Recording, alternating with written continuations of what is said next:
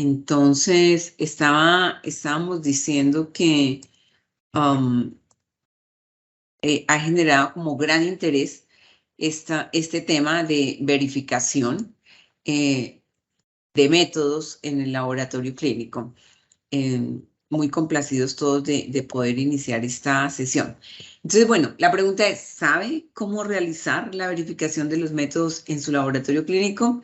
Esperamos que al finalizar esta sesión podamos mostrarles y que nos quede claro cómo hacer verificación de métodos en el laboratorio clínico.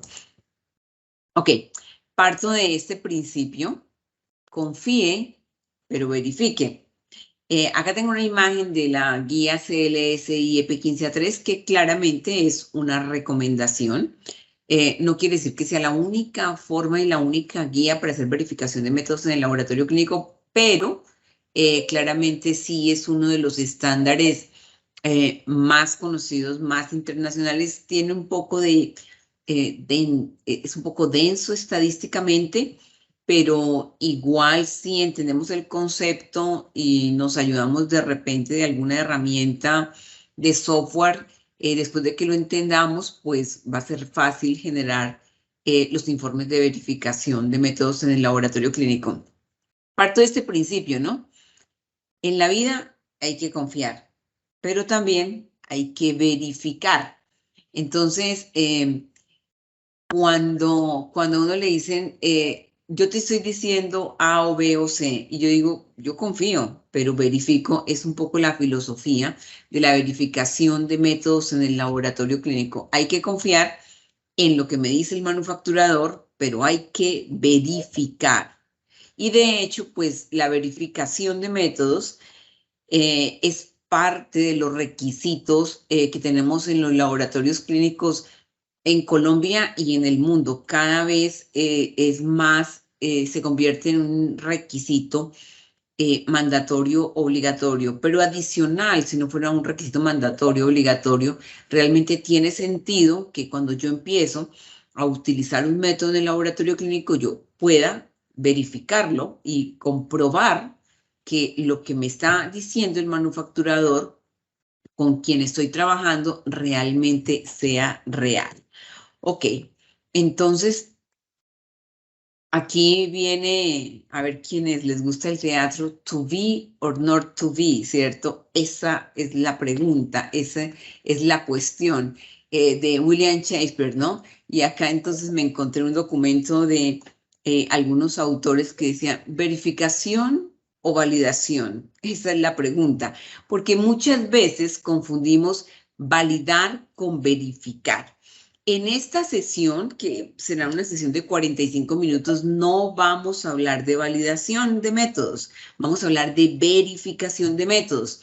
Podemos, si están interesados, en hacer otra sesión de validación de métodos, pero aquí vamos a hablar de verificación de métodos, que es lo que nos compete principalmente a los usuarios del laboratorio. No quiere decir que no podamos hacer validación, claro que también podemos hacer validación, pero lo que más hacemos es verificación de métodos.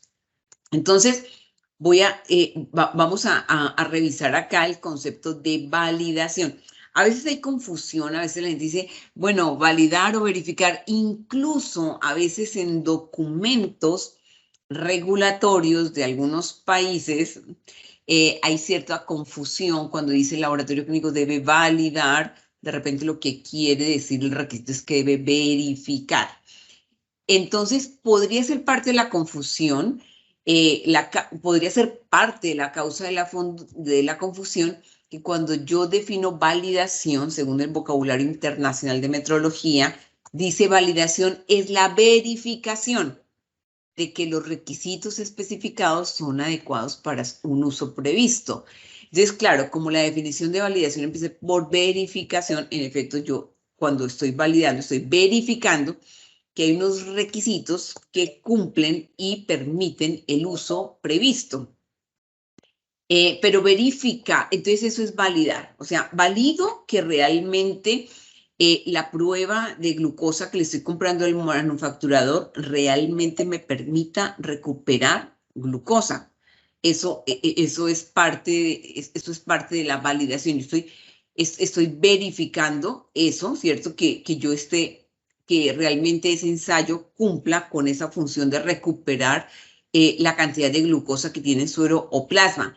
Pero ¿soy yo la que tengo que hacer eso o eso lo tiene que hacer el manufacturador? Usualmente la validación de métodos es territorio del manufacturador. Es el manufacturador quien debe validar el uso previsto a través de muchas pruebas, de muchos experimentos que debe hacer. Y el terreno del laboratorio clínico es más la verificación.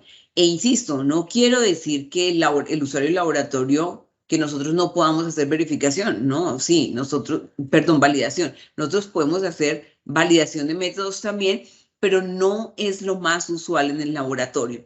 Entonces, ¿qué es verificación? De acuerdo a la definición del vocabulario internacional de metrología, verificar es aportar evidencia objetiva de que un elemento satisface los requisitos especificados o declarados.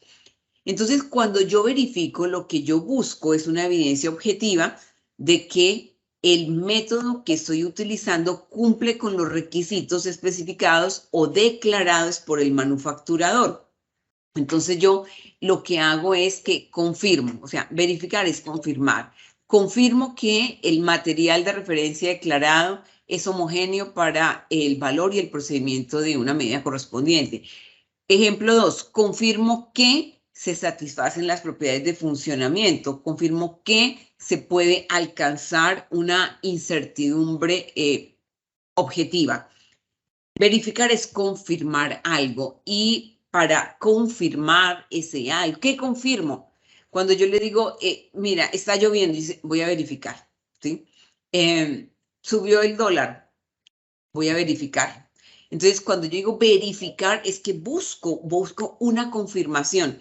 Y la confirmación tiene que estar muy relacionada con evidencia objetiva, o sea, no se debe partir de supuestos. No es que yo pensé, a veces usamos la palabra pensé, pero realmente no estoy diciendo pensé, estoy diciendo supuse. Yo supuse que estaba lloviendo. Digo, no, verifica primero.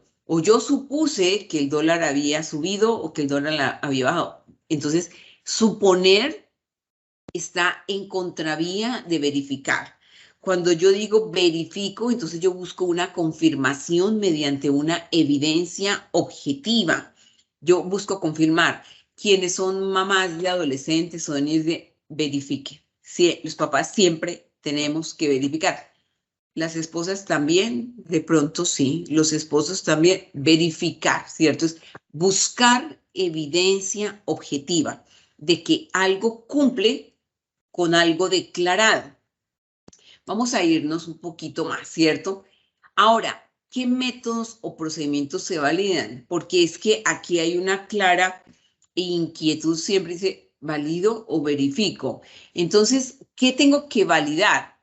Si un procedimiento no está estandarizado, lo tengo que validar.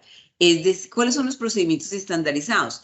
Normalmente los procedimientos estandarizados son los que han diseñado los manufacturadores como Roche, Abbott, Beckman Coulter, Orthoclinical Diagnostic.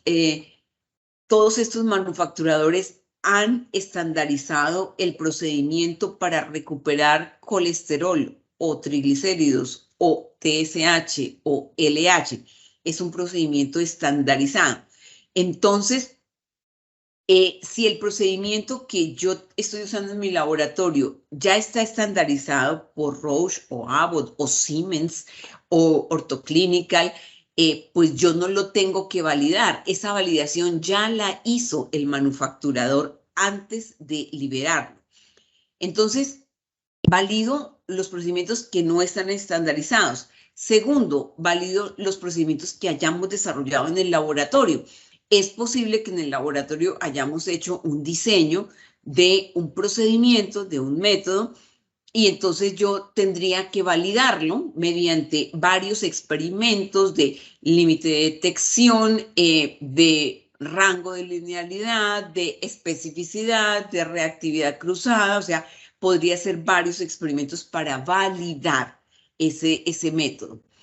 Pero si el método que yo tengo, que estoy usando en el laboratorio, es un método que ya el manufacturador con el que estoy trabajando ha validado, pues yo no lo tengo que validar nuevamente. A menos que, en el numeral 3 me lo estoy colocando, a menos que ese procedimiento yo lo haya modificado, que yo haya dicho, ve, el manufacturador dice que yo tenía que centrifugar la muestra en una centrífuga a, voy a decir cualquier cosa, 20.000 revoluciones por minuto, pero de repente yo hice una modificación a eso y entonces hago una validación de una modificación que he hecho en el método. El manufacturador decía que yo tenía que hacer una dilución de 1 en 21, pero yo hice una modificación y ahora lo estoy haciendo así. Entonces, si yo estoy haciendo una modificación a un método ya estandarizado, yo debo hacer una validación. O también podría ser que yo esté haciendo un cambio en el alcance, como por ejemplo que yo estoy haciendo, midiendo hemoglobinopatías no en sangre total, como lo indicó el manufacturador, sino que estoy haciendo hemoglobinopatías en sangre seca. ¿Se puede? Sí, sí se puede. De hecho, nosotros hemos participado en procesos de validación en donde yo valido, por ejemplo, un método para identificar hemoglobinopatías por HPLC y hago una modificación del alcance y digo, entonces el alcance lo amplío a recuperar o a identificar, en este caso, hemoglobinopatías no solamente en sangre total, sino en sangre seca también. Entonces hago un procedimiento, estandarizo cómo voy a hacer la elución, cuánto tiempo tengo que hacer la agitación para hacer la elución y obviamente hago muchas pruebas, comparación de métodos, tendré que hacer muchas más cosas. En estos casos, entonces yo valido el método. Validar el método implica obviamente más experimentos que los que yo tengo que realizar cuando tengo que verificar. Y entonces la pregunta, ¿y qué verifico? En general, yo verifico los procedimientos que ya están validados, ya sea que los haya validado el manufacturador con el que estoy trabajando o que los haya validado mi propio laboratorio en una sección, en un momento diferente. Entonces hicimos un cambio, entonces yo ya verifico lo que ya está validado. Esa es la idea de validación y verificación de métodos. Entonces ahora vamos a empezar a hablar de cómo realizo la verificación de métodos en mi laboratorio clínico. Para realizar la verificación de métodos en mi laboratorio clínico, pues yo realmente recomiendo que sigamos las indicaciones de la guía CLSI EP15 A3.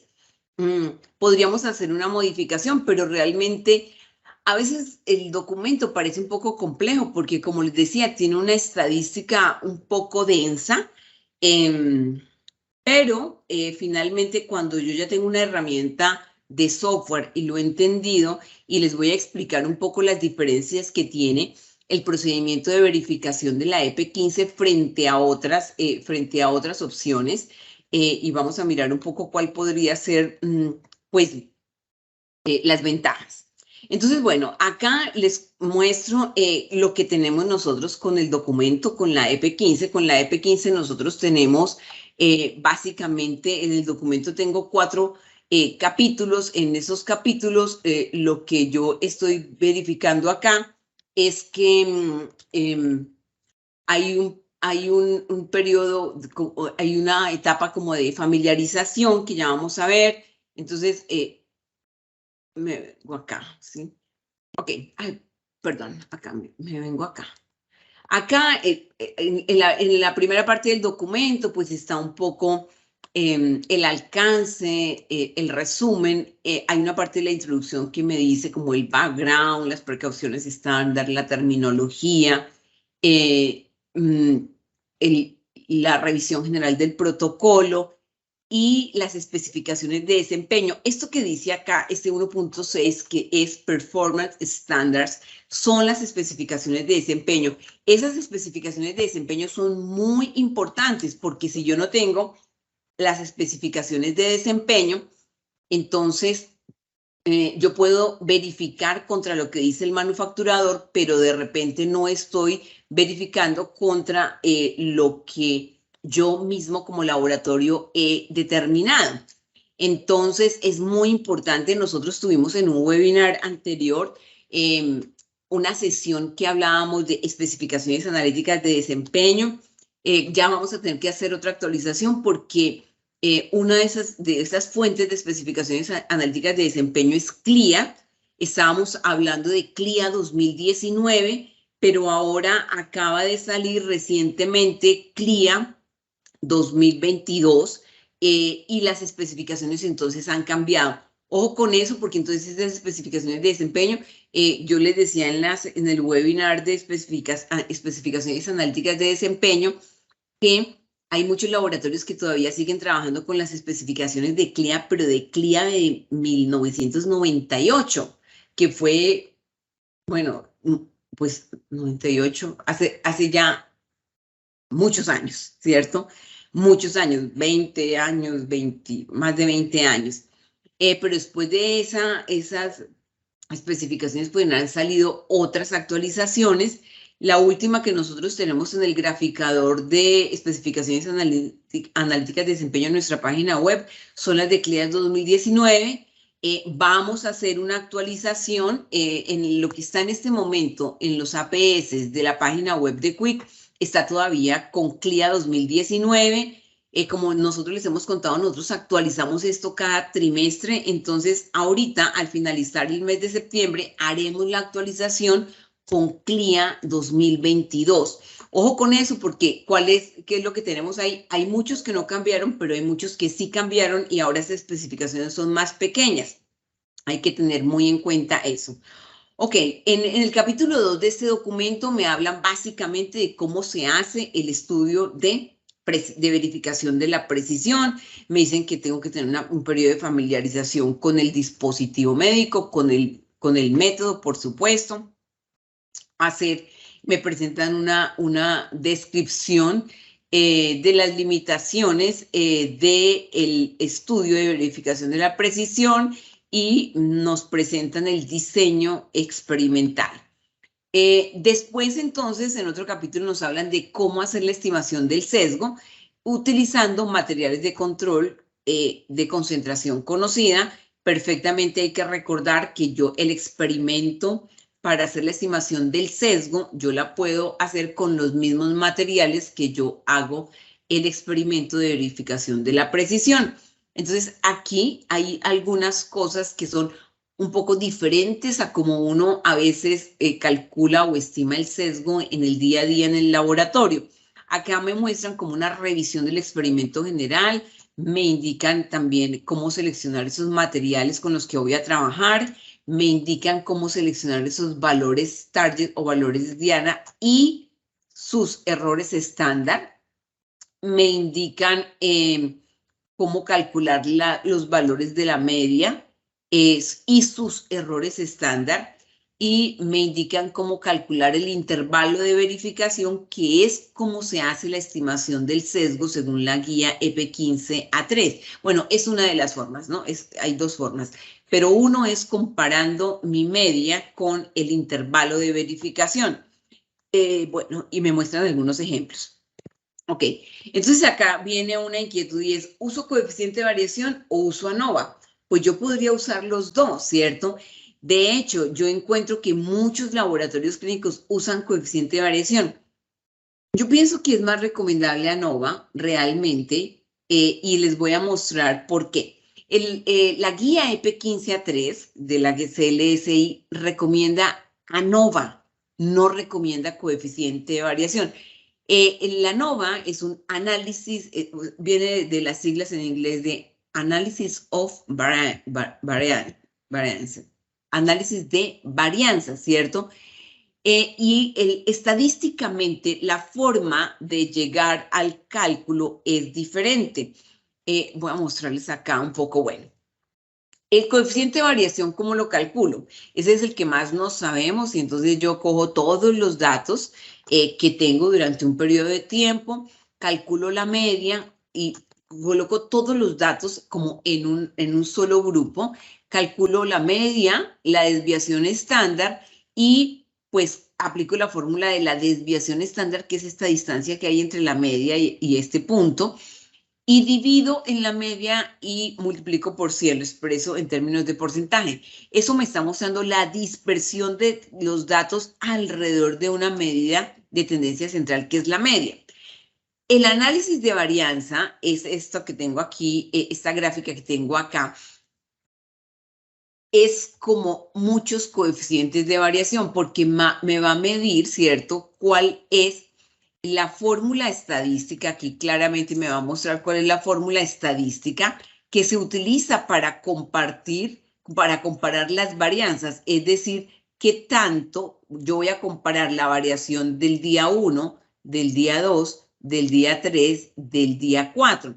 Entonces, con el coeficiente de variación, ¿yo qué hago? Con el coeficiente de variación yo cojo y todos los datos los voy a comparar, los voy a meter en una sola cesta, en una sola bolsa, y miro la variación de todos los datos.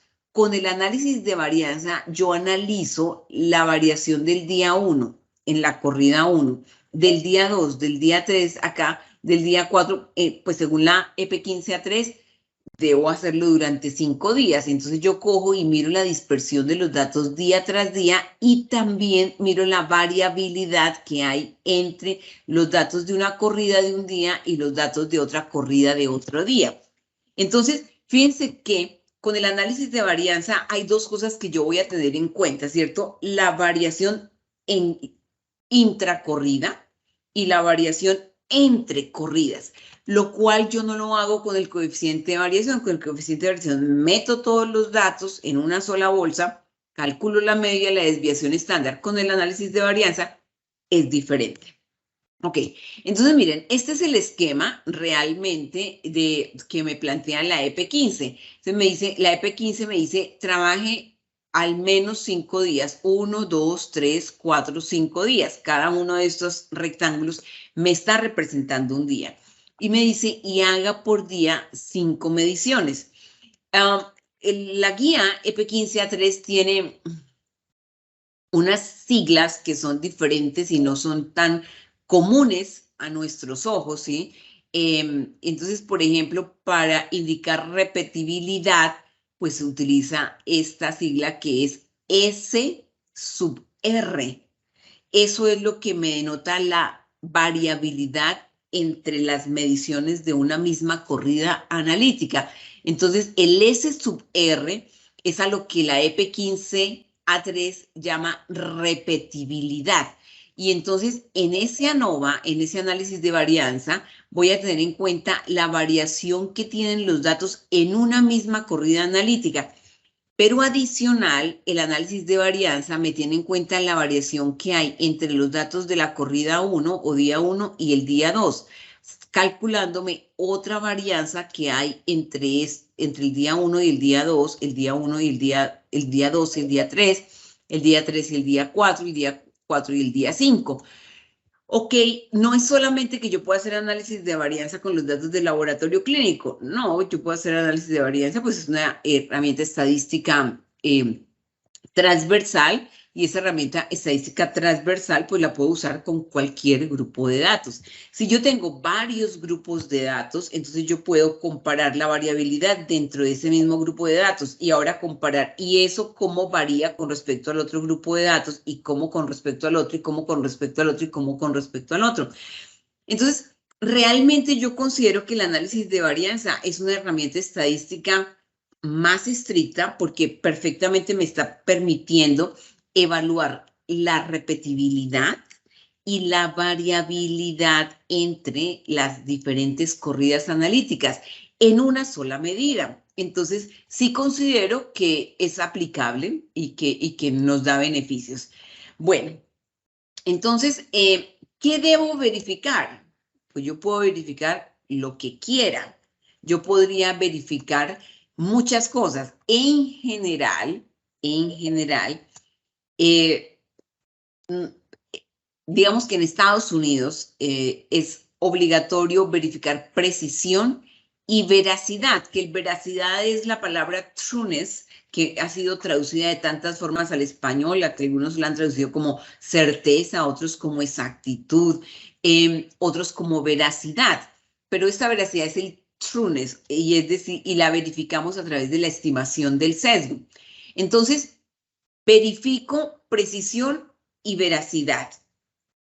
Ahora, ¿podría verificar otra cosa? Claro, yo podría verificar la linealidad, yo podría verificar el rango de trabajo, yo podría verificar el límite de detección, yo podría verificar la sensibilidad analítica, yo podría verificar la especificidad, podría verificar muchas cosas, las interferencias, o sea, yo podría verificar muchas cosas. ¿Es usual verificar todo esto? No. De hecho, les cuento que en Estados Unidos es obligatorio solamente verificar precisión y veracidad, el trueness, ¿no? Entonces, eso es como lo mínimo que debería verificar. De repente, puede que haya algunas regulaciones en otro país que diga, verifique precisión, veracidad y límite de detección. De pronto en otros países podría decir, verifique precisión, veracidad, incertidumbre de la medición. He visto varias opciones, pero les cuento, lo que recomienda la guía de la EP 15A3 de verificación está dirigido a precisión y a veracidad. Considero yo que está bien que hagamos esa verificación de esas dos características de desempeño del método. Está bien y me parece que está suficiente, estoy de acuerdo con eso. Verificar la linealidad del rango de trabajo, la especificidad, el límite de detección, la sensibilidad analítica implicaría unos costos altísimos para el laboratorio. No es que no se pueda, pero obviamente pues va a implicar más costos. Entonces, entendiendo que yo puedo verificar lo que quiera, pero realmente lo más común y lo mandatorio en Estados Unidos, que obviamente también es una guía para nosotros, regulaciones de otros países, es verificar precisión y veracidad. Ok, ¿cuáles son las generalidades de la EP 15A3? Es realmente sencillo, ¿cierto? Primero, lo tiene que hacer el usuario del laboratorio, no lo hace el manufacturador, no lo hace el especialista de la casa comercial, no lo hace el especialista del manufacturador, lo debe hacer el usuario del laboratorio. Eso a veces se cumple, a veces no, ¿cierto? Porque a veces el usuario del laboratorio está muy ocupado, entonces le dice al manufacturador, haga usted la verificación. No debe ser así, la verificación la debe hacer el usuario del laboratorio. ¿Cuánto tiempo? Solo 5 días, realmente rápido. Mediciones, ¿cuántas? 25 mediciones, que son así, 5 mediciones por 5 días, con mínimo 2 niveles de concentración. Pueden ser 3 o 4 niveles de concentración, pero mínimo 2 niveles de concentración. Ok, entonces 5 réplicas por cada corrida analítica. ¿Y con qué intervalo de tiempo se deben hacer esas mediciones? Más o menos con un intervalo de tiempo de 24 horas. Esas son las características generales de la EP15. Partimos acá de que el usuario, el operador del sistema de medición, sabe manejar el sistema de medición.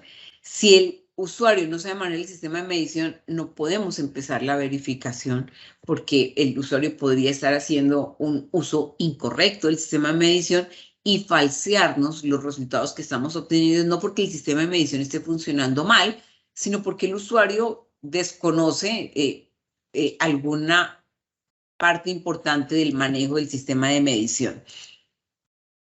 En este capítulo 1, pues está más o menos la descripción general de lo que es el alcance, el contexto, las precauciones estándar, la terminología, la vista general del protocolo y los estándares como las especificaciones analíticas de desempeño. Ok, acá entonces vamos a mirar que este documento, la EP 15A3, tiene una cantidad de siglas que a veces no son tan conocidas en nuestro vocabulario común, ¿cierto? Algunas sí, algunas no, ¿no? Entonces, intervalo de confidencia, sí, muy fácil. El porcentaje del coeficiente de variación también, muy fácil. Pero también empiezan a haber otras como los grados de libertad, que a veces se nos olvida la importancia de los grados de libertad. La guía EP15 es estricta con hacer los cálculos estadísticos teniendo en cuenta los grados de libertad de los datos que estamos contemplando. Hay otras herramientas estadísticas que se calculan a través del proceso, como los cuadrados medios, como la media cuadrática intracorrida, como la suma de cuadrados, como bueno, como la suma de cuadrados, la estimación de repetibilidad. Entonces, aquí les traigo como algunas de las siglas que se usan comúnmente. El valor target, pues, es muy conocido. Este es un poco diferente porque este es el VL, que viene de las siglas del inglés de Upper Verification Limit, que es el límite superior de verificación, que se usa como parte del experimento de verificación de la precisión. No, nosotros usualmente en laboratorio clínico no lo usamos tanto, pero esta es una recomendación de la EP15. Bueno, y hablamos obviamente de varianzas y variabilidades intracorridas, hablamos de suma de cuadrados, como les decía. Ok, y tenemos muchas fórmulas. Con seguridad esas fórmulas nosotros las aprendimos en la universidad. Lo que pasa es que yo siempre digo que uno ve estadística por allá en segundo semestre, que uno todavía no sabe ni qué quiere de la vida y todavía no sabe cuál es la aplicación que va a tener eso, entonces se le olvida. Pero no es que esto sea un universo desconocido, no, realmente este universo es conocido, o sea, por la mayoría de nosotros esto es conocido. Entonces, hay varias formulitas acá que no me voy a adentrar en las fórmulas porque no se trata de un taller, esto es un webinar que nos va a dar la visión general, pero básicamente en estas fórmulas lo que yo estoy incluyendo es combinando el análisis de varianzas, o sea, y entonces yo tengo que tener en cuenta la variabilidad que hay entre estas 5 repeticiones de cada corrida y la variabilidad que hay entre una y otra corrida. Y por eso, pues las fórmulas pueden parecerme un poquito enredadas. Aquí están más o menos las fórmulas que se utilizan. Parecen un poquito enredadas, pero no lo son tanto, ¿no? Ok, ya entonces en el experimento de verificación de la precisión, como les decía, tiene que haber una etapa de familiarización y básicamente el documento nos indica un paso a paso que realmente es un paso a paso sencillo, no es un paso a paso difícil. Este paso a paso me está mostrando a mí. Entonces, primero que yo tengo que hacer una calibración del instrumento, del dispositivo, del sistema de medición. Después que yo tengo que procesar material de control de calidad y haber determinado cuál es el valor esperado en ese material de control de calidad. Ahora, si el control de calidad, el material de control de calidad me da dentro de las especificaciones esperadas, yo puedo decir que puedo continuar con el experimento de verificación. Si el material de control de calidad no está dentro de las especificaciones esperadas, pues la guía me dice, vaya y haga algo, corrija, ¿cierto? Usted no puede seguir si eso no está dentro del rango esperado. Ahí ni para qué sigue, es más o menos la idea. Ni para qué sigue, porque pues ya esto no está bajo control, no puede seguir. Entonces, si sí está dentro del rango esperado, entonces ahora yo voy a hacer medición, voy a hacer mis 25 mediciones, mis 25 repeticiones para al menos 2 niveles de concentración. Entonces aquí estoy mirando el día 1, el día 2, el día 3, el día 4, el día 5. Y lo mismo aquí, el día 1, el día 2, el día 3, el día 4 y el día 5 para los 2 niveles de concentración. Después entonces el documento me dice que debo revisar los datos a ver si yo tengo valores atípicos. El documento me indica que debo usar el método de GRAPS. No es que no haya otros métodos. De hecho, hicimos nosotros un webinar también sobre métodos para identificar valores atípicos, que también, como está diciendo Jimena, todos estos webinars quedan grabados y quedan disponibles sin ningún costo en nuestra página web. Ahora, ¿yo podría usar la prueba de Dixon? Pues sí. O podría ser usar el rango intercuartílico, que es otro método para identificar valores atípicos. Sí, pues acá yo les presento el método de GRAPS, que es el que recomienda la EP15, teniendo también todos en mente pues, que hay otros métodos para identificar valores atípicos. Ok, entonces yo recojo los datos, registro los datos, tabulo y una vez que yo haya determinado si hay valores atípicos o no, si hay valores atípicos, entonces no los puedo tener en cuenta. Los saco de los cálculos y hago los estimados de imprecisiones de repetibilidad y de variabilidad intralaboratorio. Después de eso, entonces yo lo que voy a hacer es que comparo cómo me dio mi repetibilidad, que como les decía, la repetibilidad yo la anoto con la letra S, sub R es la repetibilidad del usuario, y la comparo con el sigma sub R, que es lo que declara mi manufacturador. Y también comparo el S sub WL, que es la variabilidad que hay entre las diferentes coordenadas, y la comparo con lo que dice el manufacturador. Y si definitivamente digo sí, está por debajo de lo que me declara el manufacturador, entonces listo, ya, terminé. Llegué aquí al paso 11 y me dice, ya, usted ha verificado los requerimientos o los requisitos declarados por el manufacturador. Sin embargo, aquí hay una variación que tiene la EP15A3 y me dice si su valor de repetibilidad y variabilidad intralaboratorio no es inferior a lo que dice el manufacturador, usted todavía no puede decir que no cumple, sino que usted se tiene que ir a calcular el Upper Verification Limit, el límite superior de verificación, y con ese límite superior de verificación, entonces en ese caso, si usted no supera el límite superior de verificación, entonces usted puede decir que ha cumplido con las especificaciones declaradas por el manufacturador. Lo que quiero decir es que como que me dan un chance adicional. Lo que yo hago con el Upper Verification Limit es que me va a dar como un mayor rango en el cual yo me puedo mover. Ok, ahorita vamos a ver un ejemplo un poquito con más detalle. Y ahora, ¿cómo realizo la estimación del sesgo? Entonces, para hacer la estimación del sesgo, también tengo varios pasos con los que voy a cumplir.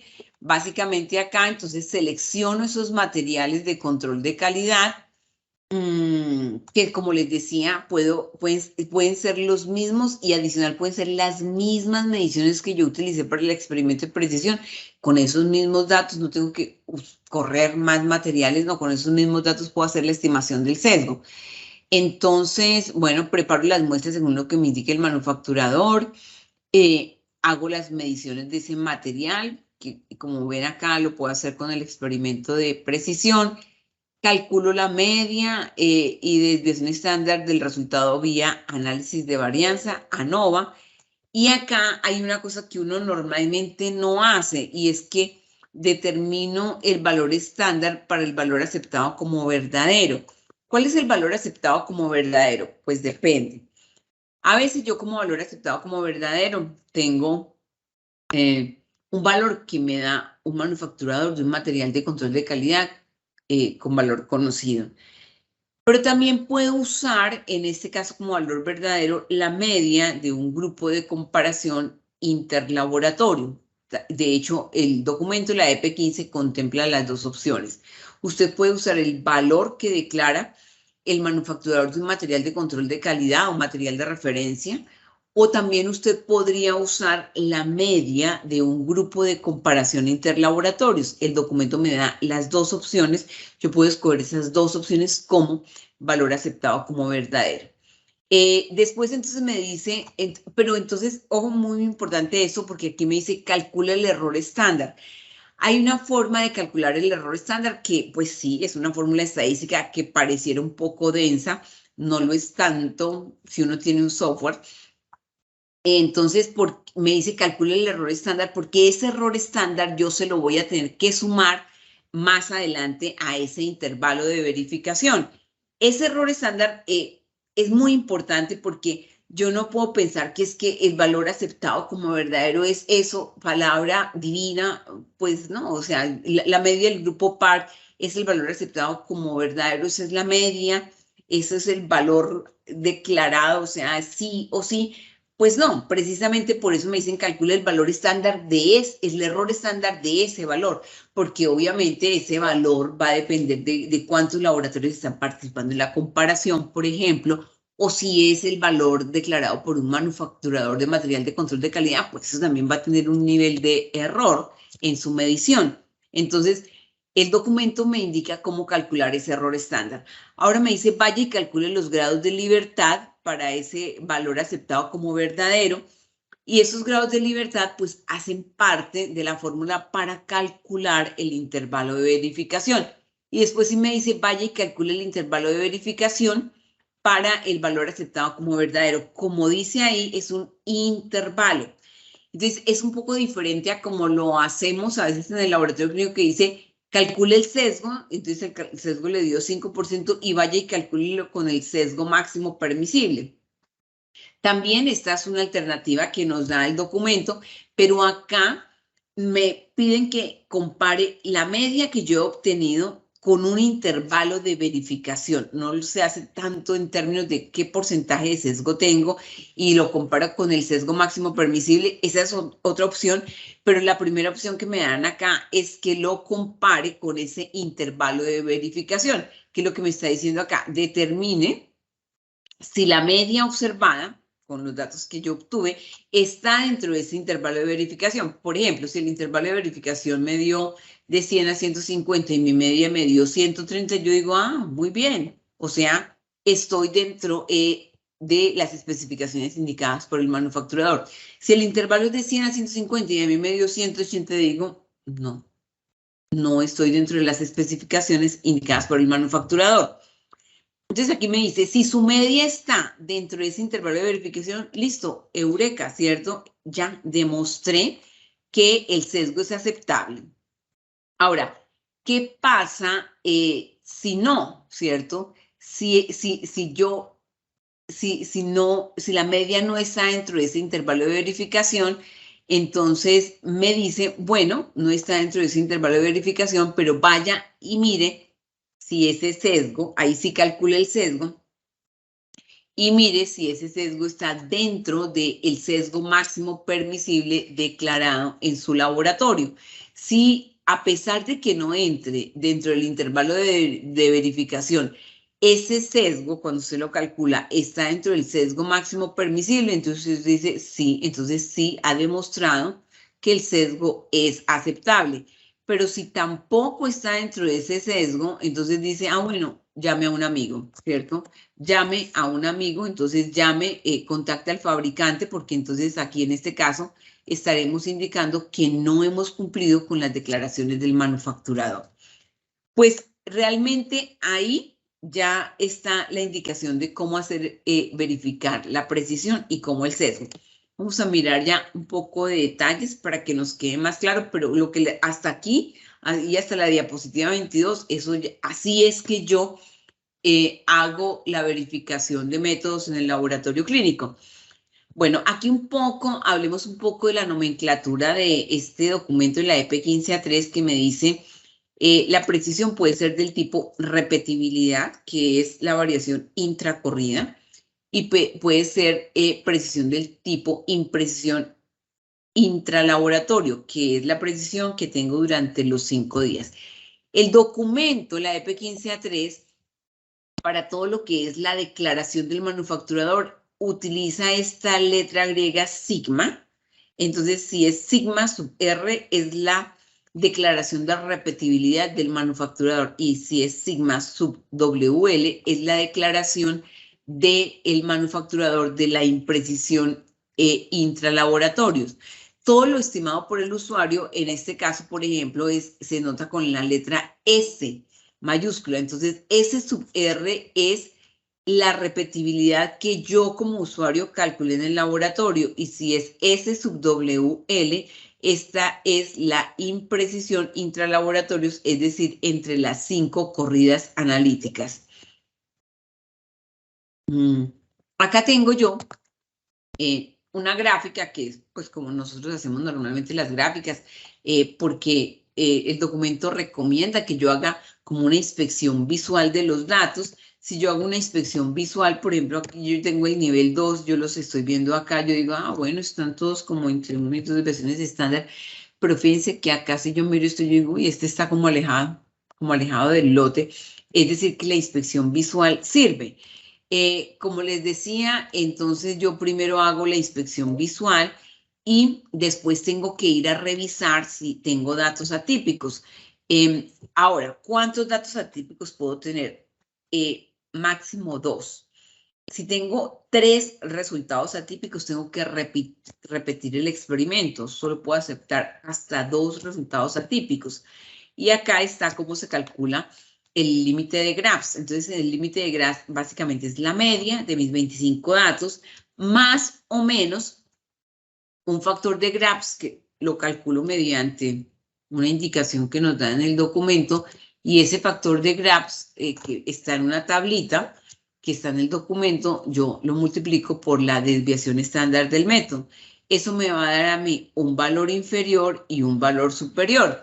Entonces, lo que yo tengo que hacer es determinar, ¿cierto? Digo, el límite inferior de Grabs es 21.48, por ejemplo, en este caso 25.7 es la media, el factor de Grabs que lo saco en una tablita es 3.13 y lo multiplico por la desviación estándar que es 1.35. Eso me da un límite inferior y me da un límite superior. ¿Qué quiere decir esto? Que todos los datos que estén por fuera de 21.40, por debajo de 21.48 o por arriba de 29.92 deben ser considerados datos atípicos. Si tengo algún dato que está por fuera de estos límites, ese dato lo considero como un dato atípico. Aquí, en este ejemplo que les estoy dando, que es este grupo de datos, entonces dice, el límite superior a 29.92, si tengo un dato que está en 30.2, luego ese es un dato atípico que yo lo debo sacar de mis cálculos, ya. Como es uno solo, pues no tengo problema, lo saco. Sabemos que puedo sacar hasta 2, puedo tener hasta 2 datos atípicos. Si hay un tercer dato atípico, la recomendación de la guía es que repita el experimento. Bueno, entonces acá en ese paso a paso vienen unos cálculos que yo tengo que calcular la suma de cuadrados, calcular los grados de libertad y las medias cuadráticas para la repetibilidad, que es esta variación entre corrida, y para la variabilidad intracorrida, que es esta es la media cuadrática 2. Para eso utilizo estas fórmulas que podría pensar que pues que son complejas, pero no lo es tanto, ¿cierto? Para calcular esta suma de cuadrados 1, lo que yo hago es que esto va a ser igual a la sumatoria de la media de cada día menos la media general, y eso lo elevo al cuadrado y la sumatoria de todo eso me va a dar esta suma de cuadrados 1. No es difícil, créanme que no es difícil. Yo lo puedo hacer en un Excel también, sí, lo puedo hacer en una calculadora. Si es una calculadora, obviamente me va a demorar más, en un Excel me demoro menos. Y si es un software, pues me demoro un poco menos. Ahora, para determinar la suma de cuadrados 2, entonces aquí ya no me voy con la media de cada día, restando la de la media, de la gran media, sino que aquí cada dato individual lo resto de esa media de la corrida y la sumatoria, y lo elevo al cuadrado, y la sumatoria de todo esto me va a dar la suma de cuadrados 2. No pretendo en este momento que hagamos como el ejercicio matemático, sino que nos quedemos como con la idea general. Acá, entonces, hay un diagrama de flujo que empieza aquí abajo. Este es el paso 1. Este es el paso 1. este es el paso 1A, 1B. Entonces, el 1A es para mirar la suma de cuadrados, este es que yo estaba colocando acá, SS1 y SS2. Entonces, yo empiezo por ahí, hago la suma de cuadrados, en este caso 2, y acá determino los grados de libertad, y acá voy a calcular la media cuadrática intralaboratorio, que va a ser igual a esa suma de cuadrados 2 dividido en los grados de libertad. Y después entonces voy a mirar la varianza de la repetibilidad, o sea, qué tanto variaron los datos dentro de una misma corrida. Eso me dice que es igual a la media cuadrática intralaboratorio, y ahora el S sub R, es decir, la repetibilidad, va a ser igual a la raíz cuadrada de la varianza de la repetibilidad, que en este caso es lo mismo que la media cuadrática intralaboratorio.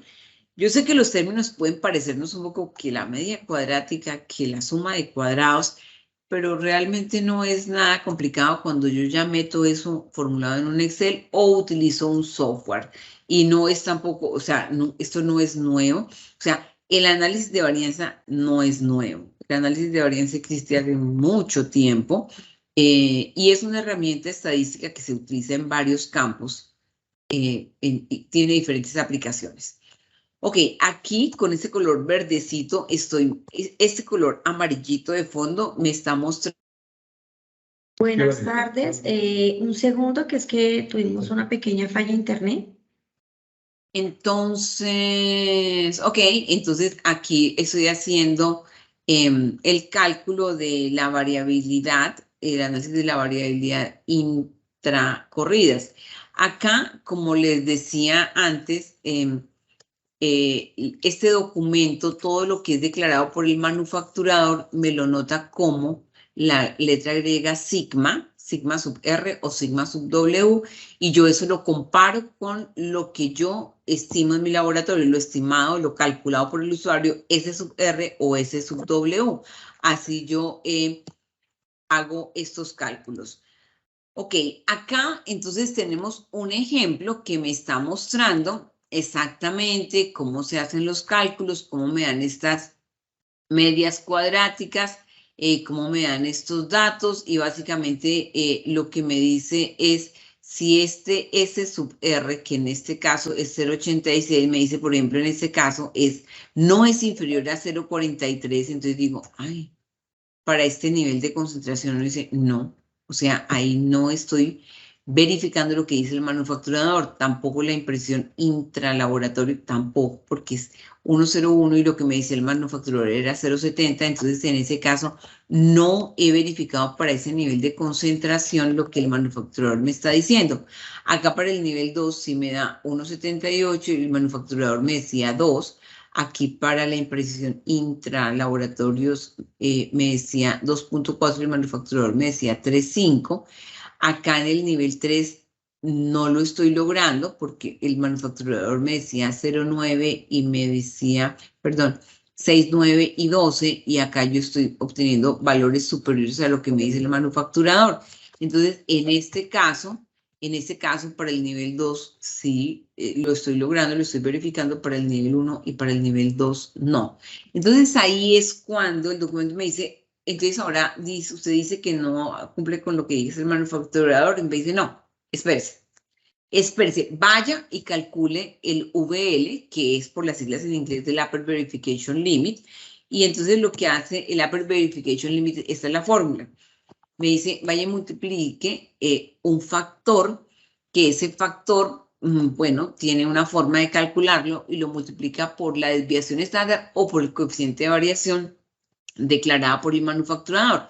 Lo que va a hacer el VL es que me va a dar como una gabela. Entonces, que si el coeficiente de variación es declarado por el manufacturador era 3, ¿sí? Doctora, regálame un segundo porque es que nos están indicando que no ven la presentación.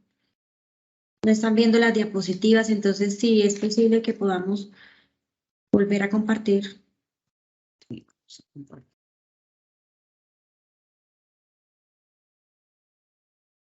Les estaba contando, sí. Les estaba contando que acá, entonces lo que hace el VL es que me da como una gabelita, porque esta coeficiente de variación que declara el manufacturador yo lo voy a multiplicar por ese factor. ¿Ese factor de dónde sale? Ese factor sale de una fórmula que me indica la guía. La guía me indica que ese factor sale de este cálculo matemático, ¿cierto? Cojo para repetibilidad el número n de datos, que en este caso es 25, y lo resto de las corridas, que en este caso es 5. Uno dirá, ¿y siempre son 5? Bueno, no, a veces también hay laboratorios que hacen la verificación de la estimación de la verificación con 6 o 7 corridas, ¿no? Entonces, acá es 25 menos, por ejemplo, en este caso, menos 5. Y los grados de libertad para el dato de la variabilidad entre corridas es un poco más densa, pero bueno, igual es con estos datos, yo lo calculo y voy a una tabla y obtengo ese factor. Entonces, miren, por ejemplo, acá tengo un caso, esto es exactamente lo que puede pasar, que en términos de mi repetibilidad, yo digo, miren, ¿cierto? Si lo hago contra la declaración que indica el manufacturador, en este nivel es no aceptada, acá no aceptada, ¿cierto? Acá el nivel 2 sí es aceptada y en el nivel 3 no es aceptada. Pero cuando yo voy y calculo el VL, que miren lo que pasa aquí, la declaración, lo declarado por el manufacturador es 3.3%, pero cuando yo lo hago acá con el VL, ya me sube a 4.4, entonces de 3.3 me sube a 4.4 y luego aquí, entonces alcanzo a entrar dentro de ese VL. Y acá, por ejemplo, lo que declarado por el manufacturador es 1.6, con el VL me da 2.2, entonces como que me amplía ese límite con el cual compararme. Entonces, en este caso, diría que acepto, que estoy declarando que cumplo con las indicaciones del manufacturador. Pues eso es las indicaciones de la guía. Esto del límite superior de verificación casi no lo hacemos cuando usamos coeficiente de variación, pero en este caso, pues sí, como les digo, esto es lo que recomienda la CLSI. Y ahora miremos el experimento de sesgo. Con el experimento de sesgo, que es como demostrar que la exactitud o el trueness o la certeza pues está dentro de lo declarado por el manufacturador. Hay unos pasitos acá que me recomiendan, como les decía. Entonces, aquí hay un paso a paso: seleccione esos materiales de control de calidad, procese las muestras. Entonces, debo medir también el material, mirar si ese material lo puedo usar desde el experimento de precisión, que sí. Y al final de eso, yo voy a ir no a calcular mi sesgo y compararlo con un sesgo máximo permisible, sino que lo que hago acá es que calculo un intervalo de verificación.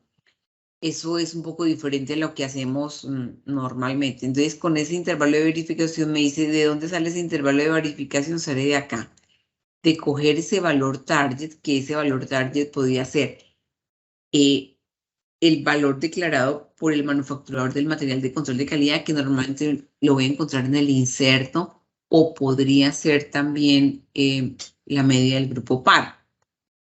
Y lo voy a multiplicar acá por un estadístico M, que también lo puedo obtener en una tabla, y por el error estándar de ese valor target o valor aceptado como verdadero. Básicamente lo que me dice el error estándar es como que me contempla, me da la opción de contemplar que nada es absoluto. Yo uso el valor aceptado como verdadero, pero de donde haya salido también tiene un nivel de error ese valor. Y entonces eso es lo que me está diciendo el documento acá. Dice, póngale ese error a ese valor target. Por eso entonces este intervalo de verificación va a ser igual a el límite inferior y superior que me resulte de acá. Entonces, por ejemplo, acá, cuando ya hago este ejercicio, el intervalo de verificación, para ese caso me da la media 142 más o menos 2.78, que es este valor M, multiplicado por este error estándar, que ya calculándolo me da 1,06, entonces aquí me da el intervalo inferior de verificación es 139.6 y el intervalo superior 145.4. Y ahora entonces yo voy y comparo mi media. En este caso, para este ejemplo, me había dado 140. Entonces yo digo, 140 está entre 139 y 145. Entonces yo declaro que he verificado el sesgo que declara el manufacturador. Ese es el primer paso. Pero entonces aquí, como veíamos nosotros en la guía, si yo ya obtuve, digo ya, listo, ya está dentro de este intervalo, ya no hago más. Sin embargo, aquí el documento me dice, si no estuviera, ¿cierto? Por ejemplo, que me hubiera dado 150, usted todavía no va a declarar que no cumple, sino que usted tiene que ir y mirar este paso, y en este paso tiene que indicar si ese sesgo, ahí se calcula el sesgo como normalmente lo calculamos con un porcentaje, y me dice, vaya y mire, por ejemplo, en este caso, dice, el sesgo fue en unidades, o sea, me dio 140, el valor aceptado como verdadero era 142, el sesgo de unidades es 2.4, y yo, pues, lo voy a poner en términos de, porcentaje, me dice el sesgo admisible es 10%, y en ese caso podría yo tener que el sesgo estadístico aquí no fue significativo, porque aquí yo no lo llevo, acá dice 10% es lo máximo permisible, lo que yo lo saco de mis especificaciones analíticas de desempeño. Entonces, el sesgo máximo permisible era 10% o 142 o 14.2, perdón, que es el 10% de 142. Y acá el sesgo que yo tenía era menos 2.4, es decir, que aquí está dentro de esta especificación. Entonces yo declaro que he verificado la estimación de sesgo indicada por el manufacturador. Pues bueno, pues esa es la forma de verificar los métodos en el laboratorio clínico. Nosotros les queremos presentar un software. Nosotros hemos hecho muchos talleres de verificación de métodos en el laboratorio basados en la EP15, y hemos hecho muchos ejercicios, de poner los ejercicios en una calculadora, en un cuadernito, en un documento en Excel, y pues se puede, y cualquiera lo puede hacer.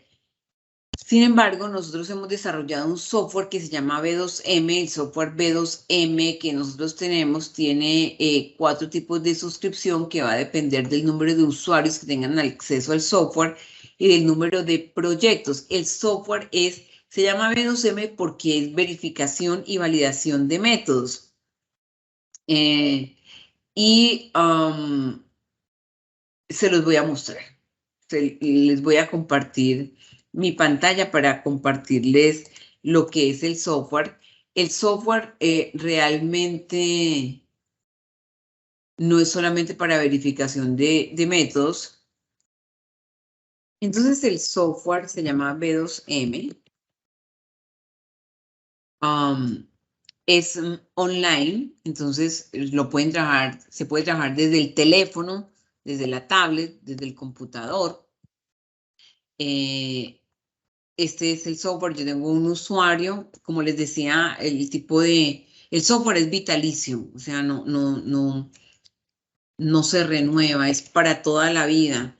Y tenemos 4 categorías que son bronce, bronce, silver, gold y platinum. ¿Y de qué depende? Pues del número de proyectos a los que yo puedo acceder con esto. Entonces, el software es tanto para verificación de métodos, como estoy mostrando acá, y para verificación de métodos lo hemos hecho basado en los lineamientos de la guía CLS EP15A3. Y para comparación de métodos, lo hemos hecho basado en los lineamientos de la guía EP09. Acá en esta sesión no hablamos sino de verificación de métodos. En otro momento hablaremos de lo que es la EP09, que también es una herramienta importante. Entonces, pues yo puedo crear proyectos, los diferentes proyectos que quiera. Y pues lo que yo hago es que, a ver, yo voy a intentar aquí, a ver si tengo aquí algún ejemplo. Yo creo acá cada proyecto y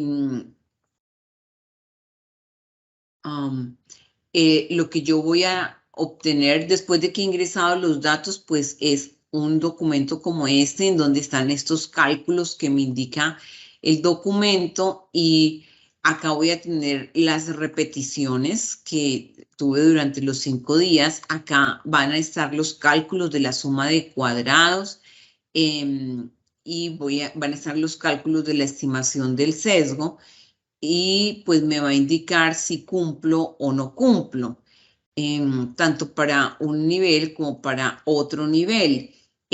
Básicamente lo que yo hago acá con el software es que pues yo tengo básicamente que ingresar la información aquí en este campo.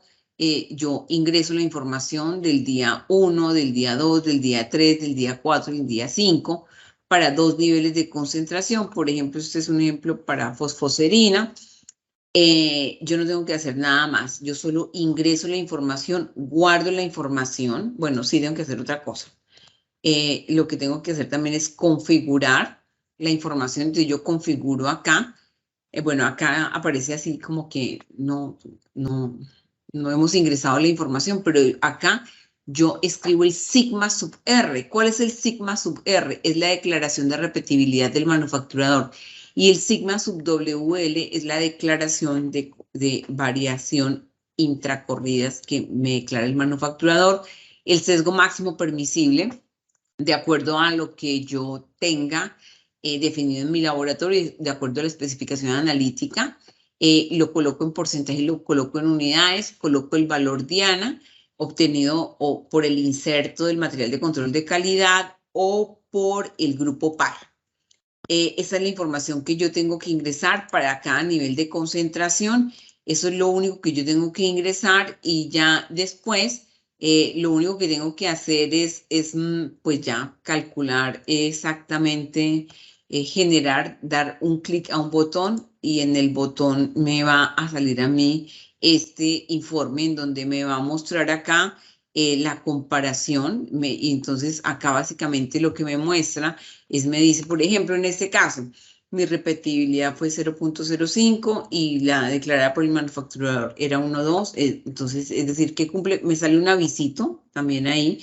Acá la comparación, la variabilidad entre laboratorios, entonces también esta es la que yo calculo y esta es la declarada por el manufacturador. En este caso cumplo. Me sale la gráfica, me salen todos los cálculos que me indica el documento, si yo quiero hacer la verificación, y también hago la estimación de sesgo a través de el intervalo de verificación, que es el método que me indica la guía CLS y EP15A3, tanto por la comparación con un inserto, una media que me dio un manufacturador de control de calidad, o por la media del grupo par de un reporte de comparación interlaboratorios, y también pues me calcula el sesgo en unidades y en porcentaje, y me dice pues si cumplí o no cumplí. Esto pues se puede exportar a PDF, y yo puedo hacer un archivo, ya puedo guardar cada uno. Entonces, como ven, el cálculo realmente me lleva. Generar este informe me toma minutos, Esta es una herramienta que nosotros hemos diseñado basado un poco en la experiencia y en el acercamiento con los laboratorios, que entendemos que a veces los cálculos estadísticos nos son engorrosos y entonces nos confunden y nos quitan mucho tiempo, que nos quitan tiempo que tenemos que usar en el análisis y en la toma de decisiones en el laboratorio clínico.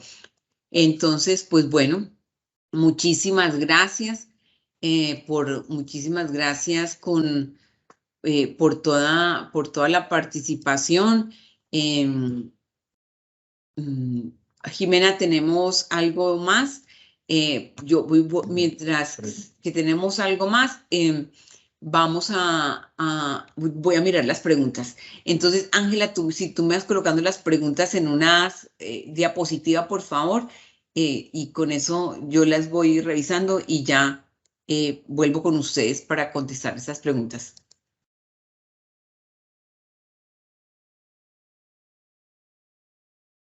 Ok, tenemos aquí una pregunta. ¿Cómo se hace la verificación en las pruebas rápidas? Bueno, en las pruebas rápidas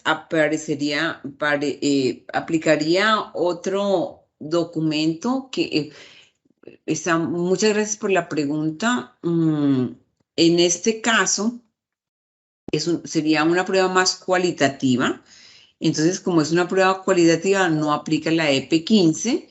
Gracias por la pregunta. La EP15 aplica solamente para pruebas cualitativas. Hay otro documento de la CLSI que es la EP12, que ese documento es más indicado para verificación en pruebas cualitativas. Pero bueno, ese puede ser el tema de otro webinar, cómo hacemos la verificación en pruebas cualitativas.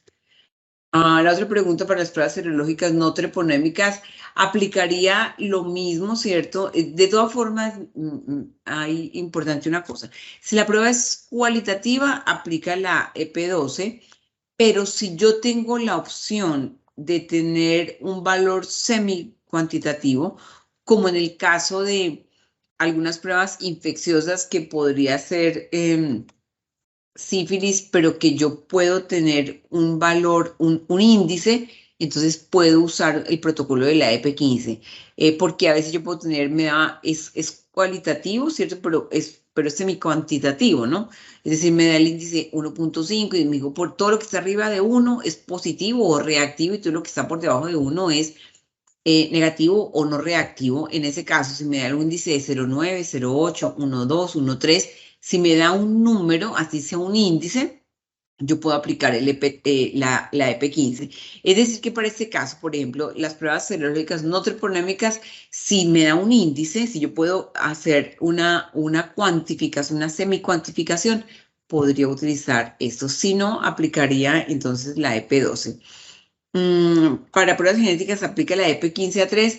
Entonces, la respuesta para la doctora Diana, que un momento, es siempre que yo pueda tener valores cuantitativos, puedo aplicar la EP15A3. Entonces, por ejemplo, en este caso, si yo voy a hablar de número de copias, si me da un número, sí, lo puedo aplicar la EP15A3.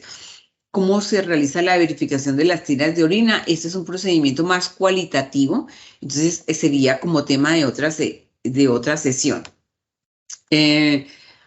Si desarrollamos pruebas in-house en genética, ¿en qué norma me puedo apoyar? Doctora Diana, no lo sé en este momento, pero me comprometo a revisarlo y buscar literatura y enviarle si nos deja su correo electrónico, por favor. Hablar de validación, claro que sí, podemos buscar otro webinar donde yo hable de validación de métodos. En general, cuando yo hablo de validación de métodos, pues tengo que incluir más experimentos, ¿no? Entonces, sí, podemos hacer otro webinar sobre validación de métodos.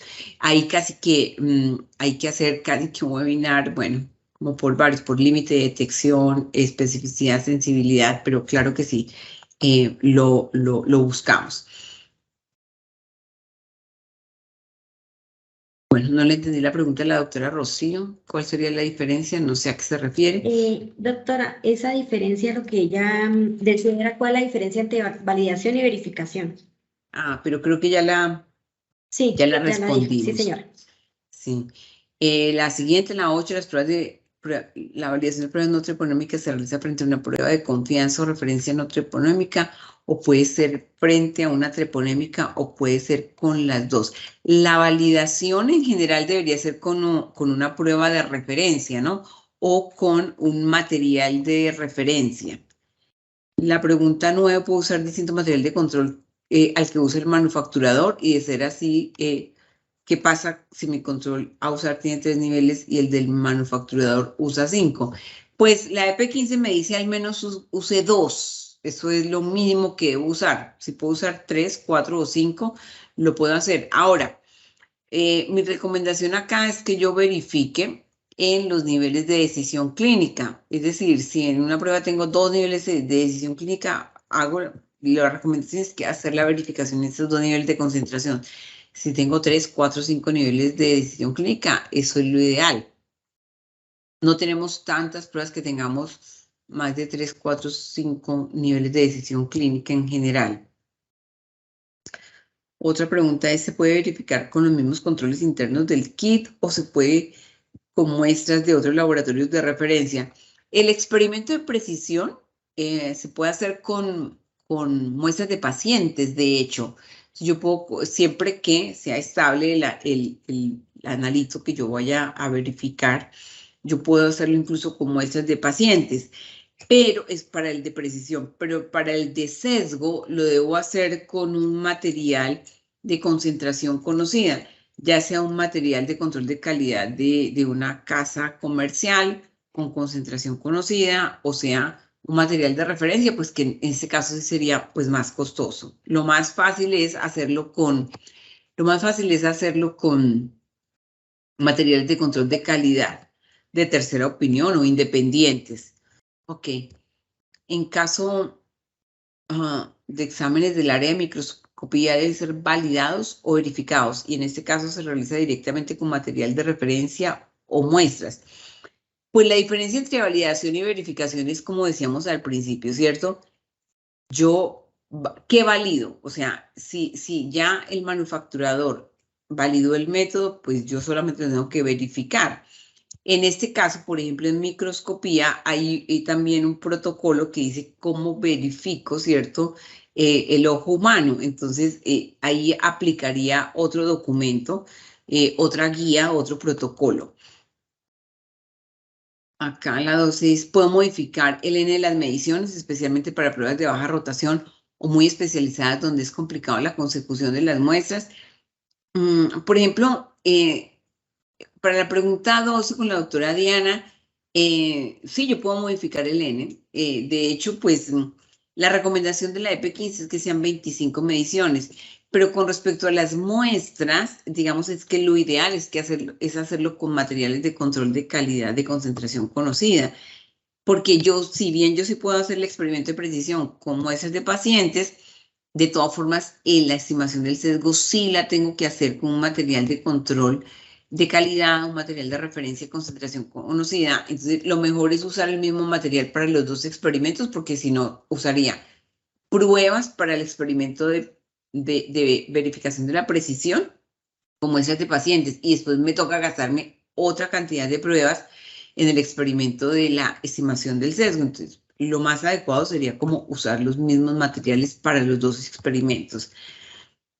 ¿Cuál es el intervalo de tiempo de las mediciones en el día? Pues aproximadamente 24 horas es lo que nos indica el documento. El VL, la pregunta 14 del doctor Ricardo, el VL es de su sigla, viene de las siglas en inglés Upper Verification Limit, y entonces este límite superior de verificación,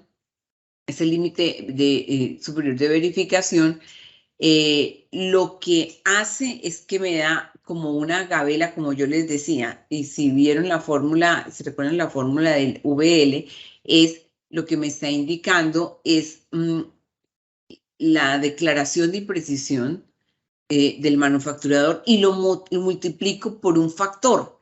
Al multiplicarlo por un factor, como vimos en el ejemplo, se me amplía esa imprecisión declarada con la cual debo comparar mi estimación de precisión. Entonces, en general, por ejemplo, si es 5, entonces el factor me va a decir multiplíqueme por 1.25, entonces me quedará 7.5. Eso es lo que significa, eso es lo que representa. O sea, me da como que me amplía esa imprecisión que me declara el manufacturador y con la cual yo me debo comparar. Ok, si se cuenta con un analizador de marca X, se puede realizar las repeticiones con los controles del mismo fabricante. Si es así, ya no sería necesario el control diario. El control es otra cosa, ¿cierto? El control diario se debe realizar. De hecho, por ejemplo, si trabajamos con el material de control de calidad del fabricante, pues yo paso mis controles común y corriente, porque si el sistema de medición no está bajo control, pues yo no debo seguir con el experimento. O sea, no debo seguir con el experimento, debo parar ahí. Entonces yo puedo controlar con los controles del manufacturador y usar otro material de control de calidad para hacer la estimación de la precisión.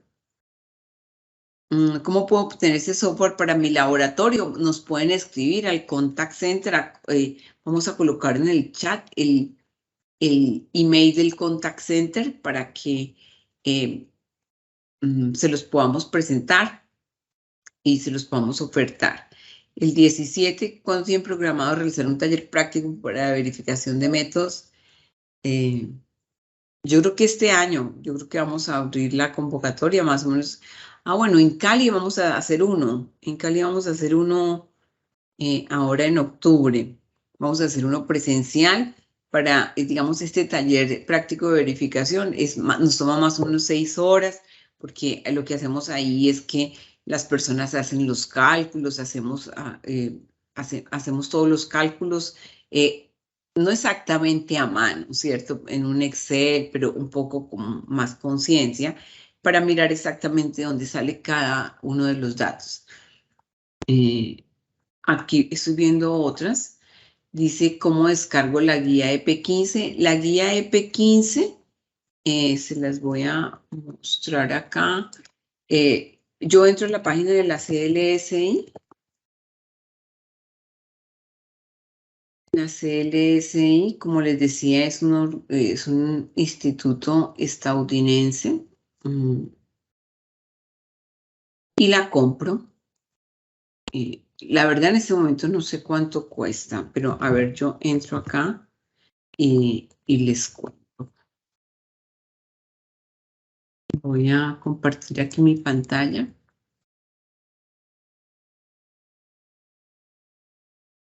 Esta es la página de la CLSI, clsi.org. De hecho, pues ellos tienen muchos documentos. Casi siempre, casi todo tiene costo. Casi todo tiene costo. Entonces, este es el documento EP15A3. ¿Cuánto cuesta? $153 para quienes no son miembros, $180 para quienes son miembros, para quienes no son miembros. Esto, $180. Aquí el problema es que ahora el dólar está muy caro. Pues así se compra ahí. Ahora, está en inglés, es densa. $180 multiplicado por harto dinero, por 4.500 pesos. Francamente, les recomiendo mejor que hagan un taller, porque el taller vale mucho menos. Está traducido al español, les entregamos el material, sería mucho más económico, porque les puedo presentar un poco el documento. Acá, aquí estoy mirando otras preguntas. A ver, dice, no sé si tienes otras. Doctora, sí, la doctora María Virginia nos contestó la pregunta que no se entendió. Entonces ella dice, doctora Díaz, mi pregunta es, ¿el informe final que genera el software da algún concepto para indicarle al auditor de la secretaría que efectivamente ese mensurando está verificado y cumple? Sí, sale un mensajito. Si cumple, dice, el usuario ha verificado la estimación de precisión y sale en verde. O sea, sale un avisito verde así. Y si no cumple, sale un avisito rojo. Un avisito rojo que dice, el usuario no ha verificado la declaración de precisión del manufacturador. Y también por el sesgo. Si cumple, dice, el usuario ha verificado la declaración de verificación y sale en verdecito. Y si no cumple, sale un avisito en rojo que le dice que no ha cumplido. Ok, les voy a mostrar, voy a compartir la pantalla para mostrarles el documento. Esta es la guía EP15. Esta es la guía EP15. Bueno, ese es el documento en sí. Bueno, ahí tiene todas mis anotaciones. Este es el documento en sí. A veces el documento puede parecer denso, en efecto lo es.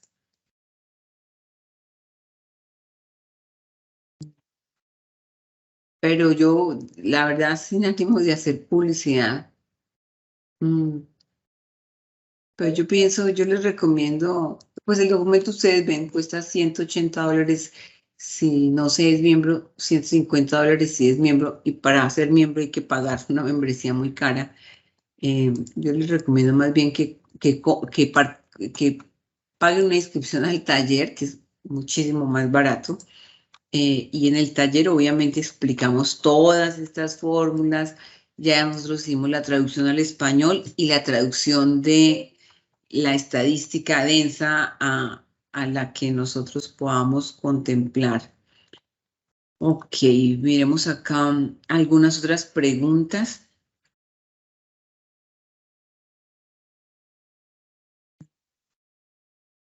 No, doctora, ya las preguntas son cuánto costaría el taller en Cali y cuál sería la fecha. Y la otra pregunta es cuál es el precio del software B2M.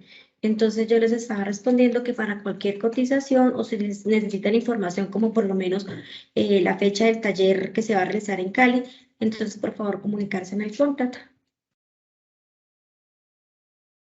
Y hay otra pregunta que dice, doctora Díaz, ¿se puede usar la media del grupo PAR como especificación de calidad para intracorrida e intercorrida? La media del grupo PAR, de hecho, es una recomendación de de la EP15 que yo puedo usar la media del grupo PAR como valor aceptado como verdadero. O sea, yo lo puedo usar como valor aceptado como verdadero.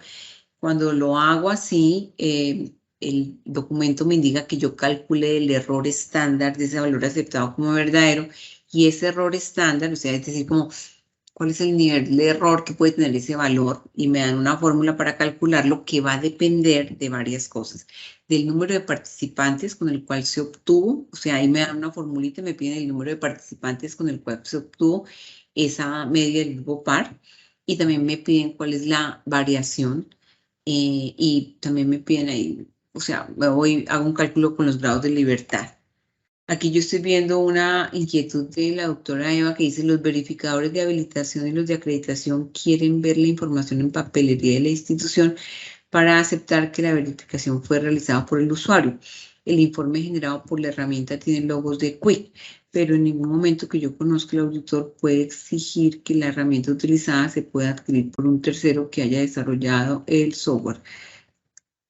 De repente, la herramienta podría incluir una nota en la que se aclare que la propiedad es la herramienta es propiedad de Quick, pero la verificación realiza así, claro. Me parece muy bien. No, digamos que ahí está el software así, pero cuando el software se entrega, pues queda con el logo de la institución. Pues se personaliza, se puede personalizar. En alguna partita chiquita aparecerá eso que dice la doctora Eva, o sea, es un software desarrollado por, la doctora Tambella nos pone un ejemplo. Sí, aparece ahí un poco de que el software es desarrollado por, por A o por B, o en este caso por nosotros, pero sí, eso se puede personalizar y se puede colocar para que salga con el logo de la institución. Se puede compartir el esquema del protocolo. Esta inquietud del doctor Ricardo. Doctor, en la página web va a quedar las memorias de esta charla y esto no tiene ningún costo. No, por supuesto que ahí está. Creo que acá dice otra pregunta de la doctora Marta, dice, ¿es indispensable realizar comparación de métodos con muestras de pacientes? La comparación de métodos no es parte de la verificación. O sea, la comparación de métodos es otro experimento, ¿cierto? Básicamente la comparación de métodos se recomienda cuando yo estoy cambiando de método. Para la comparación de métodos usamos nosotros, que también lo tiene el software, pero a ver, les voy a mostrar un poquito. Voy a compartirles mi pantalla nuevamente para mostrarles el software. No solamente es la EP15, el software también tiene no, el software también permite hacer los cálculos de comparación de métodos. De hecho, nos parece que son más lindos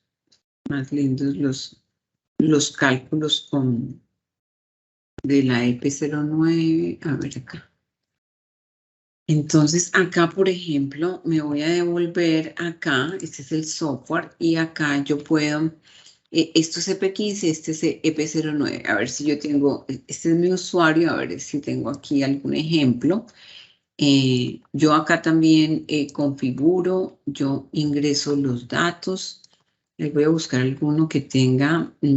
Jorge, si me ayudas a mirar alguno que tenga datos.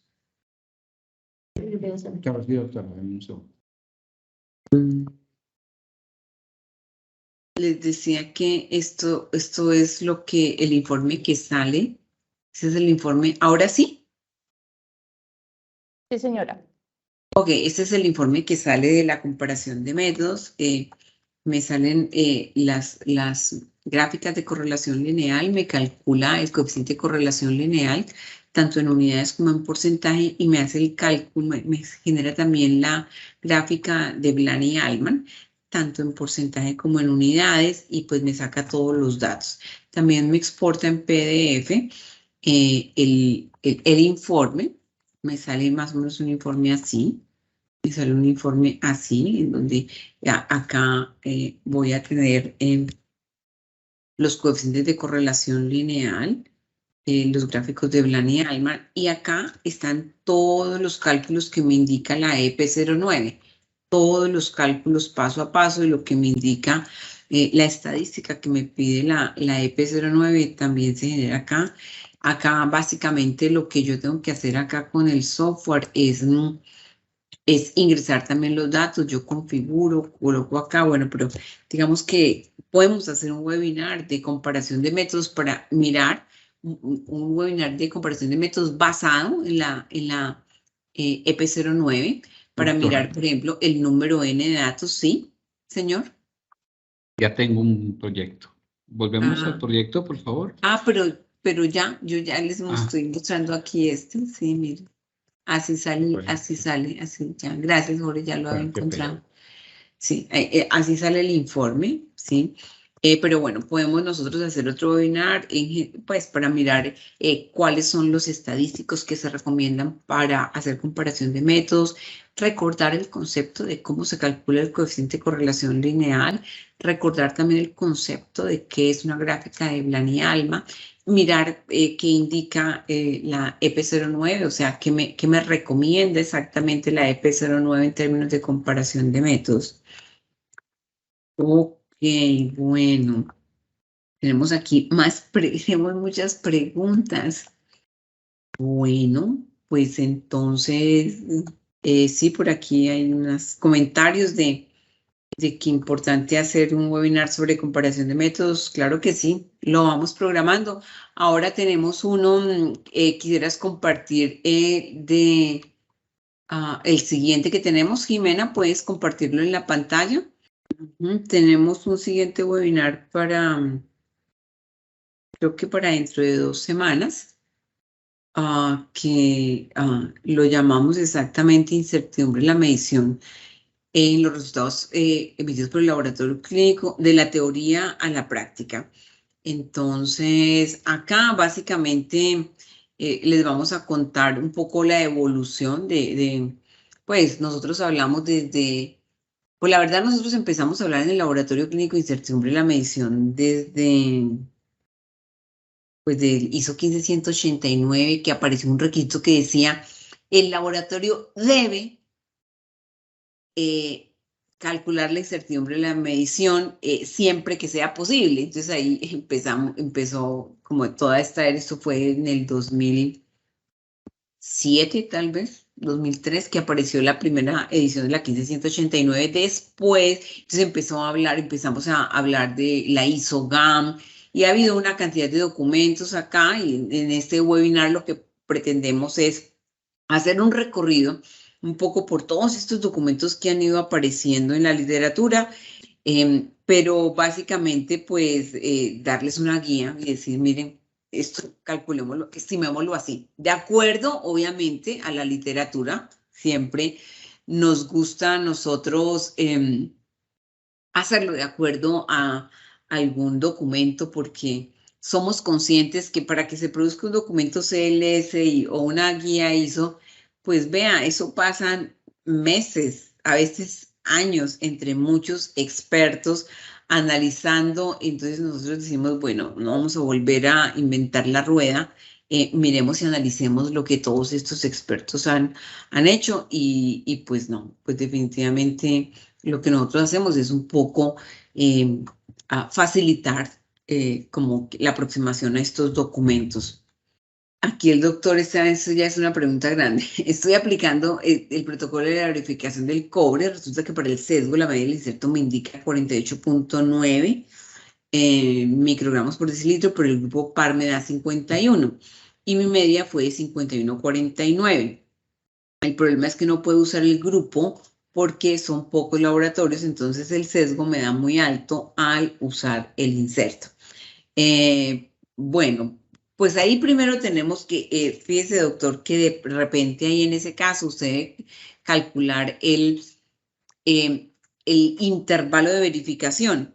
Si tiene muy pocos datos en la comparación interlaboratorios, eso lo va a corregir con el error estándar, porque para calcular el intervalo de verificación le dice cuál es el valor target, que en este caso sería el valor de la media del grupo par, más o menos un factor M multiplicado por el error estándar de ese valor, que ese error estándar obviamente va a ser más grande entre menos sean los laboratorios que participaron en la obtención de esa media, de la comparación interlaboratorios. Bueno, hay como muchas preguntas. Yo pienso que si hay más preguntas, igual estas preguntas las vamos a escribir, las ponemos en unas diapositivas ahí para también, y obviamente este webinar queda grabado para todos.